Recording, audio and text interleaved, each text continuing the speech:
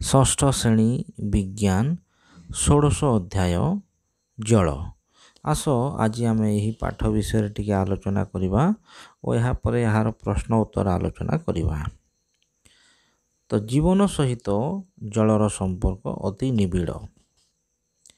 ବଞ୍ଚିବା ଓ ବଢ଼ିବା ପାଇଁ ଆମେ ଖାଦ୍ୟ ଖାଉ ଓ ଜଳକୁ ପିଉ।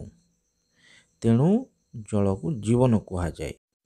କ୍ଷୀର, ପଇଡ଼ ପାଣି, କାକୁଡ଼ି, ତରଭୁଜ ଓ ଅନ୍ୟାନ୍ୟ ଫଳରେ ଜଳ ଥାଏ। ଆମ ରକ୍ତରେ ଜଳ ଏକ ମୁଖ୍ୟ ଉପାଦାନ ଅଟେ। ପିଲାମାନେ, ପ୍ରତ୍ୟେକ ଜୀବକୋଷର ଅଧାରୁ ଅଧିକ ଜଳ ରହିବା ଯୋଗୁଁ ସେଗୁଡ଼ିକ କାର୍ଯ୍ୟକ୍ଷମ ରହନ୍ତି। ଅନେକ ଅଦରକାରୀ ପଦାର୍ଥ ଜଳରେ ଦ୍ରବୀଭୂତ ହୋଇ ମୂତ୍ର ଓ ଝାଳ ଆକାରରେ ଆମ ଶରୀରରୁ ବାହାରିଯାଏ। ପଶୁପକ୍ଷୀ ଓ ଉଦ୍ଭିଦମାନଙ୍କ ପାଇଁ ଜଳର ଆବଶ୍ୟକତା ରହିଛି। ତ ଗୋଟେ ପ୍ରଶ୍ନ ହେଲା, ଯଦି ଆମ ଚାରିପାଖରେ ଜଳର ପରିମାଣ କମିଯିବ ଆମର କ'ଣ କ'ଣ ଅସୁବିଧା ହେବ? ତ ଜଳ କମିଯିବା ଦ୍ୱାରା ଜୀବମଣ୍ଡଳ ଗଠନରେ ବାଧା ଆସିବ। ପ୍ରକୃତିରେ ବର୍ଷାର ପ୍ରଭାବ କମିଯିବ। ପଶୁ ଓ ପକ୍ଷୀ ଜଳ ବିନା ମରିଯିବେ। ଶରୀରରେ ଜଳୀୟ ଅଂଶ କମିଯିବା ଦ୍ୱାରା ମନୁଷ୍ୟ ବିଭିନ୍ନ ରୋଗରେ ଆକ୍ରାନ୍ତର ସମ୍ଭାବନା ଥାଏ। ସେହିପରି ଜଳକୁ ତୁମେମାନେ କେଉଁ କେଉଁ କାର୍ଯ୍ୟରେ ବ୍ୟବହାର କରୁଛ ତାହାର ଗୋଟେ ତାଲିକା କର। ତ ଗୋଟେ ତାଲିକା କରିବ, ଯେପରିକି ଜଳକୁ ଆମେ ପିଇବା, ମୁହଁ ଧୋଇବା, ଦାନ୍ତ ଘଷିବା, ଶୌଚ ହେବା, ଗାଧୋଇବା, ରୋଷେଇ କରିବା, ବାସନ ଧୋଇବା, ଲୁଗା ସଫା କରିବା, ଘର ସଫା କରିବା, ଗଛରେ ପାଣି ଦେବା ଆଦି କାର୍ଯ୍ୟରେ ବ୍ୟବହାର କରୁ। ଜଳର ଆବଶ୍ୟକତା। ତୁମ ପରିବାରରେ ଦୈନନ୍ଦିନ କେତେ ପରିମାଣ ଜଳ ବ୍ୟବହୃତ ହୁଏ ତାହାର ଆନୁମାନିକ ହିସାବ କରି ନିମ୍ନ ସାରଣୀରେ ଲେଖ। ତୁମେ ଏହି ପରିମାଣକୁ ଆନୁମାନିକ କେତେ ଗ୍ଲାସ, ମଗ୍ କିମ୍ବା ବାଲ୍ଟିରେ ପ୍ରକାଶ କରିପାର। ତ ଲେଖିବ, ପିଇବା ପାଇଁ ନିଜେ ଆବଶ୍ୟକ କରୁଥିବା ଜଳର ପରିମାଣ ହେଲା ପ୍ରତିଦିନ 8 ଗ୍ଲାସ। ସେପରି ପରିବାରର ସମସ୍ତେ ଆବଶ୍ୟକ କରୁଥିବା ଜଳର ପରିମାଣ ଆନୁମାନିକ ଭାବରେ ଲେଖିଦେବ 32 ଗ୍ଲାସ।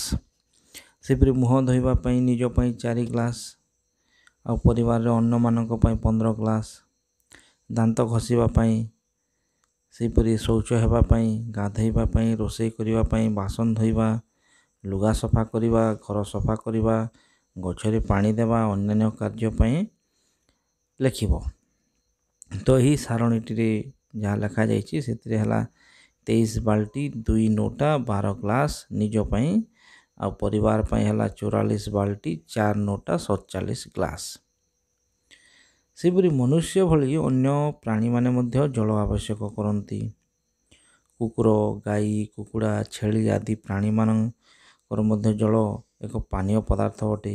ତୁମେ ଦେଖିଥିବ ସେମାନେ ମଧ୍ୟ ଜଳପାନ କରିଥାନ୍ତି। ଜଳରେ ମାଛ, କଇଁଛ ଆଦି ପ୍ରାଣୀ ଓ ପଦ୍ମ ଭଳି ଉଦ୍ଭିଦ ମଧ୍ୟ ଥାଆନ୍ତି। ଯଦି ଜଳ ନଥିବ ସେମାନେ ମରିଯିବେ। ବଗିଚାରେ ଥିବା ଫୁଲ, ଫଳ ଓ ପନିପରିବା ଆଦି ଗଛରେ ପାଣି ଦେବା ପାଇଁ ଜଳର ଆବଶ୍ୟକତା ରହିଥାଏ। ତ ଉଦ୍ଭିଦ ପାଇଁ ଜଳର ଆବଶ୍ୟକତାରେ ଦେଖ, ଖାଦ୍ୟ ପ୍ରସ୍ତୁତି ପାଇଁ ଉଦ୍ଭିଦର ଜଳ ନିତାନ୍ତ ଆବଶ୍ୟକ। କାରଣ ଅଙ୍ଗାରକାମ୍ଳ ଓ ଜଳର ସଂଯୋଗରେ ହିଁ ଶର୍କରା ସୃଷ୍ଟି ହୁଏ। ତୁମେ ଆଲୋକ ସଂଶ୍ଳେଷଣରେ ପଢ଼ିଛ। ସେହିପରି ଯବକ୍ଷାରଜାନକୁ ମାଟିରେ ମିଶାଇବା ପାଇଁ ସାହାଯ୍ୟ କରୁଥିବା ବୀଜାଣୁ ମଧ୍ୟ ଜଳ ଆବଶ୍ୟକ କରିଥାନ୍ତି। ଜଳ ଏକ ଦ୍ରାବକ, ତେଣୁ ମାଟିର ଲବଣକୁ ଏହା ଦ୍ରବୀଭୂତ କରିଥାଏ। ତାପରେ ମାଟିର ଜଳ ଧାରଣ। ମାଟିର ଜଳ ଧାରଣ କ୍ଷମତା ଜାଣିବା ପାଇଁ ବାଲିଆ, ଦୋରସା ଓ ଚିକିଟା ମାଟିର ପରୀକ୍ଷଣ କରାଯାଇଛି ତୁମ ବହିରେ। ତାପରେ ପ୍ରଶ୍ନ ଅଛି, କେଉଁ ପ୍ରକାର ମାଟି ଅଧିକ ଜଳ ଧରି ରଖିପାରୁଛି ଓ କେଉଁ ପ୍ରକାର ମାଟି ଜଳ ଧରି ରଖିବାରେ କ୍ଷମତା ସବୁଠାରୁ କମ୍? ତ ଚିକିଟା ମାଟିର ଜଳ ଧାରଣ କ୍ଷମତା ସବୁଠାରୁ ଅଧିକ ଓ ବାଲିଆ ମାଟିର ଜଳ ଧାରଣର କ୍ଷମତା ସବୁଠାରୁ କମ୍। ଦୋରସା ମାଟିର ଜଳ ଧାରଣର କ୍ଷମତା ମଧ୍ୟମ ଧରଣର। ତାପରେ ତୁମ ବହିରେ ଅଛି ଚେର ଦ୍ୱାରା ଜଳ ଶୋଷଣ। ତ ମାଟିରେ ଥିବା ଲବଣ ଜଳରେ ଦ୍ରବୀଭୂତ ହେବା ଦ୍ୱାରା ଯେଉଁ ଦ୍ରବଣ ତିଆରି ହୁଏ ସେହି ଦ୍ରବଣକୁ ଚେର ଶୋଷଣ କରିଥାଏ। ପତ୍ରରୁ ଜଳମୋଚନ। ପତ୍ର ଦେହରେ ଥିବା ଅସଂଖ୍ୟ ଛିଦ୍ର ଦ୍ୱାରା ଉଦ୍ଭିଦ ଶରୀରରୁ ଅତ୍ୟଧିକ ଜଳକୁ ଜଳୀୟ ବାଷ୍ପ ଆକାରରେ ବାହାରକୁ ଛାଡ଼ିଥାଏ। ଏହାକୁ ପତ୍ରର ଜଳମୋଚନ ବା ଉଚ୍ଛେଦନ କୁହାଯାଏ। ମାଟିରେ ଥିବା ଲବଣକୁ ଗଛ ଜଳ ସାହାଯ୍ୟରେ ଶୋଷଣ କରିଥାଏ, ଅର୍ଥାତ୍ ଏହା ଜଳରେ ଦ୍ରବୀଭୂତ ହେଲା ପରେ ଚେର ଶୋଷଣ କରିଥାଏ। ନିଜେ ବ୍ୟବହାର କରି ଶ୍ୱେତସାର ପ୍ରସ୍ତୁତ କରେ ଏବଂ ଜଳର କିଛି ଅଂଶକୁ ବାଷ୍ପ ଆକାରରେ ବାୟୁମଣ୍ଡଳକୁ ଛାଡ଼ିଥାଏ। ତାପରେ ତୁମ ବହିରେ ଅଛି ପିଲେ ବନ୍ୟା ଆଉ ମରୁଡ଼ି ବିଷୟରେ। ତ ବନ୍ୟା କହିଲେ କ'ଣ ନା କ୍ରମାଗତ ଭାବେ ଅଧିକ ବର୍ଷା ଲାଗି ରହିଲେ ନଦୀରେ ଅଧିକ ଜଳ ଆସିଥାଏ। ଫଳରେ ନଦୀ ଜଳ କୂଳ ଲଙ୍ଘନ କରି ଦୁଇପଟେ ମାଡ଼ିଯାଏ। ଏହାକୁ ଆମେ ବନ୍ୟା କହିଥାଉ। ଗ୍ରାମ କୃଷି କ୍ଷେତ୍ରରେ ଜଳ ପଶିଯାଏ, ଏହାକୁ ଆମେ ବନ୍ୟା କହିଥାଉ। ମହାନଦୀରେ ବନ୍ୟା ଜଳକୁ ରୋକିବା ପାଇଁ ହୀରାକୁଦଠାରେ ବନ୍ଧ ନିର୍ମାଣ କରାଯାଇଛି। ଏହି ନଦୀବନ୍ଧରୁ ଅଧିକ ପରିମାଣର ଜଳ ହଠାତ୍ ଏକକାଳୀନ ଛାଡ଼ିଲେ ତଳମୁଣ୍ଡରେ ବନ୍ୟା ହୋଇଥାଏ। ଆଜିକାଲି ରେଡ଼ିଓ ଟେଲିଭିଜନ ଆଦି ମାଧ୍ୟମରେ ବନ୍ୟା ପୂର୍ବରୁ ଓ ବନ୍ୟା ସମୟରେ କି ପ୍ରକାର ସତର୍କତା ଅବଲମ୍ବନ କରାଯିବ ତାହାର ସୂଚନା ଦିଆଯାଉଛି। ସେହିପରି ମରୁଡ଼ି କହିଲେ କ'ଣ ନା କ୍ରମାଗତ ଭାବେ ଅନିୟମିତ ଓ ଅନିଶ୍ଚିତ ବୃଷ୍ଟିପାତ ଫଳରେ ଜଳର ଅଭାବ ପରିଲକ୍ଷିତ ହୁଏ। କୃଷି କାର୍ଯ୍ୟ ସମ୍ଭବ ହୋଇପାରେ ନାହିଁ। ଭୂସ୍ତର ଜଳ ଶୁଖିଯାଏ, ଫଳରେ ଗଛ ଗୁଡ଼ିକ ଆବଶ୍ୟକ ଜଳ ପାଆନ୍ତି ନାହିଁ। ତ ଜଳର ଅଭାବ ଯଦି ଅଧିକ ଦିନ ଲାଗି ରହେ ତେବେ ଜଳର ଘୋର ଅଭାବରେ ପଶୁ ପକ୍ଷୀ ଓ ଗଛ ଜଳ ବିନା ମରିଯାଆନ୍ତି। ଏହାକୁ ମରୁଡ଼ି କହନ୍ତି। ତେଣୁକରି ଜଳର ସଂରକ୍ଷଣ ଅତ୍ୟନ୍ତ ଆବଶ୍ୟକ। ତ ଜଳ ସଂରକ୍ଷଣ ବିଷୟରେ ତୁମର ବହିରେ ଅଛି, ପଢ଼ିଥିବ। ମନୁଷ୍ୟ ତାର ଦୈନନ୍ଦିନ ଜୀବନରେ ଯାହା ଜଳ ବ୍ୟବହାର କରୁଛି ତାହାର ପରିମାଣ ଅତି କମ୍ ହୋଇଥିଲେ ମଧ୍ୟ କୃଷି ଓ ଶିଳ୍ପ କ୍ଷେତ୍ରରେ ଅଧିକ ଜଳର ଆବଶ୍ୟକତା ରହିଛି। ସମୁଦ୍ର ଜଳ ଏଥିପାଇଁ ଅନୁପଯୁକ୍ତ ହୋଇଥିବାରୁ ବର୍ଷା ଜଳ ଓ ଭୂତଳ ଜଳର ସଂରକ୍ଷଣ ନିହାତି ଆବଶ୍ୟକ ହୋଇପଡ଼ିଛି, କାରଣ ସମୁଦ୍ର ଜଳ ଆମେ ବ୍ୟବହାର କରିପାରିବା ନାହିଁ।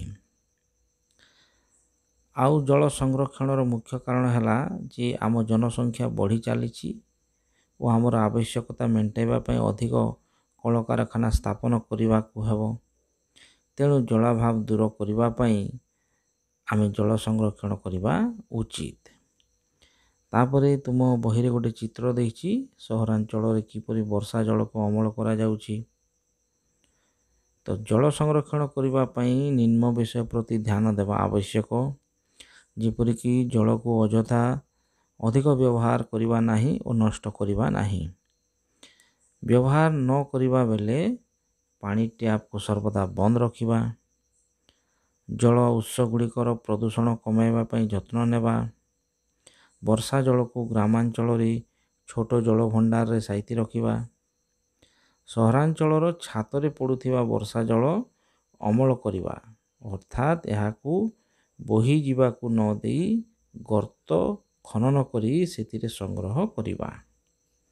ତ ଏଇଟା ଥିଲା ପାଠ ବିଷୟରେ। ଏବେ ଆସ ଏହାର ପ୍ରଶ୍ନ ଉତ୍ତର ଆଲୋଚନା କରିବା।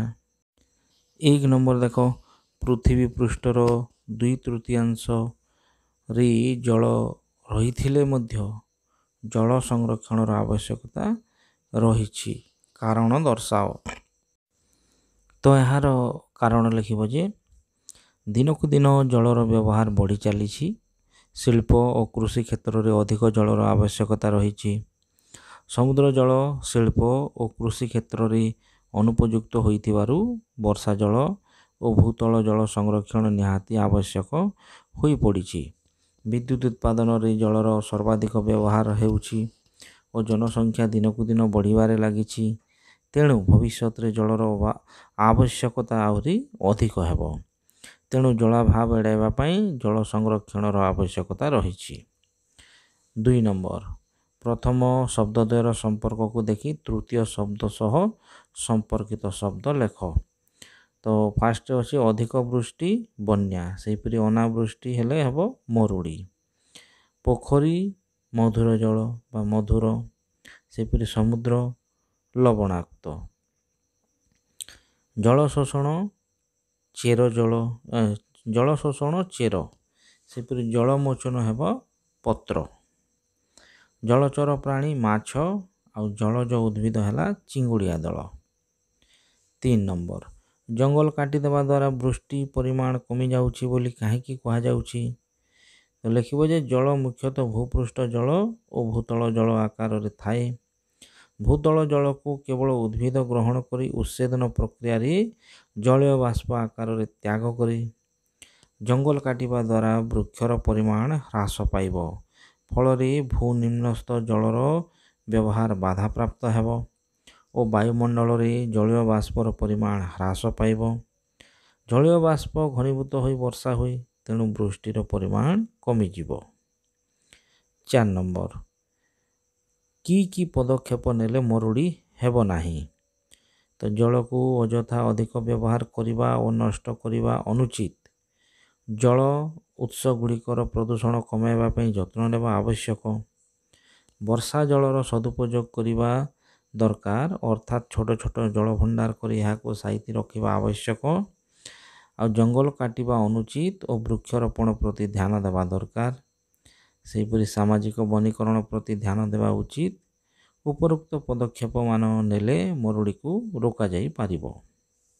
5 ନମ୍ବର, ଜଳର ଅପବ୍ୟୟ କମାଇବା ପାଇଁ 3ଟି ଉପାୟ ଲେଖ। ତ ଲେଖିବ ଜଳକୁ ଅଯଥା ଅଧିକ ବ୍ୟବହାର କରିବା ଓ ନଷ୍ଟ କରିବା ନାହିଁ। ବ୍ୟବହାର ନ କରିବା ବେଳେ ପାଣି ଟ୍ୟାପକୁ ସର୍ବଦା ବନ୍ଦ ରଖିବା। ସହରାଞ୍ଚଳରେ ଛାତରେ ପଡ଼ୁଥିବା ବର୍ଷା ଜଳକୁ ବୋହିଯିବାକୁ ନ ଦେଇ ଗର୍ତ୍ତ ଖନନ କରି ସେଥିରେ ସଂଗ୍ରହ କରିବା। ଏହିପରି ଭାବରେ ସବୁ ପ୍ରଶ୍ନର ଉତ୍ତରକୁ ଲେଖିବ। ଧନ୍ୟବାଦ।